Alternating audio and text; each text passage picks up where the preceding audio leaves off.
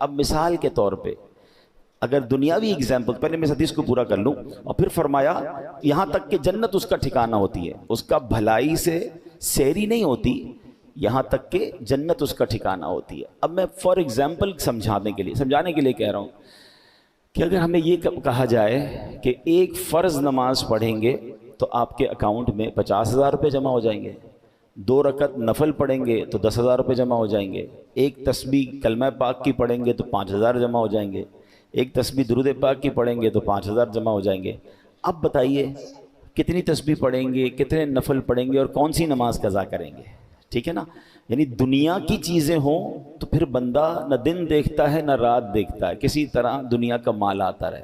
لیکن اگر ہمیں یقین ہو جائے کہ میرا ہر سجدہ، میری ہر نماز، میری ہر تسبیح میرے لیے جنت کے خزانے جمع ہو رہے ہیں تو پھر سیری کیسے ہوگی؟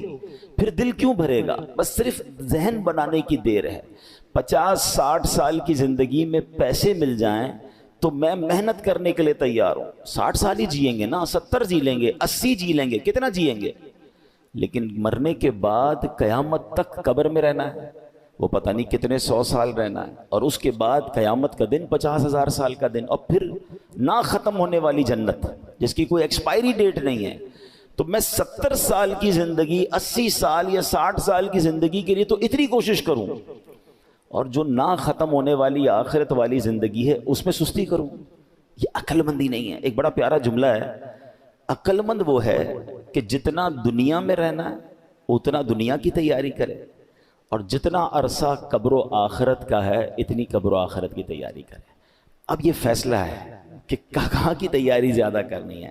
تو بڑی خوبصورت حدیث کا یہ جو جز ہے نا، میں دوبارہ پڑھتا ہوں کہ مومن کبھی بھلائی سے سیر نہیں ہوتا، یعنی بھلائی سے اس کا دل نہیں بھرتا یہاں تک کہ جنت اس کا ٹھکانہ ہوتی ہے۔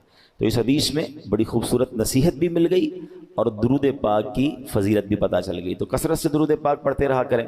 السلام اے خسرو دنیا و دین، السلام اے راحت جان حزین، السلام اے نور ایمان، السلام السلام اے راحت جان، السلام غمزدوں کو آپ کر دیتے ہیں شاد، سب کو مل جاتی ہے منہ مانگی مراد، کیجئے رحمت حسن پر کیجئے، دونوں عالم کی مرادیں دیجئے۔ درود پاک پڑھ لیں، صلو علی الحبیب صلی اللہ تعالی علی محمد صلی اللہ علیہ وسلم۔